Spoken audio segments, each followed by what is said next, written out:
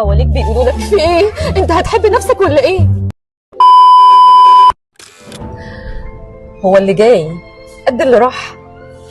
كنت جايه من رحله طويله ومرهقه كلها تعب ومعافره، وبقول لنفسي كفايه كده. ده بالظبط كان حالي لما دخلت الاكاديميه العربيه. لقيته عالم مختلف، شفت ناس كتير تايهه، ناس بتمر بضغوط ومش لاقيه نفسها، والاكاديميه كانت باب امل ليهم.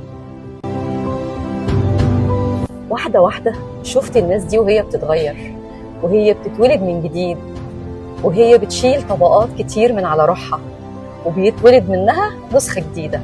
التغيير ما كانش سهل، بس حياتك تستحق. وقتها اخدت القرار اني ادخل عالم الكوتشنج.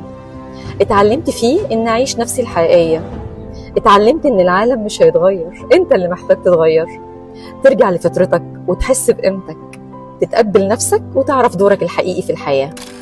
بس خلي بالك، اول ما تلاقي كل اللي حواليك بيقولوا لك في ايه؟ انت هتحب نفسك ولا ايه؟ اعرف وقتها ان انت ماشي صح.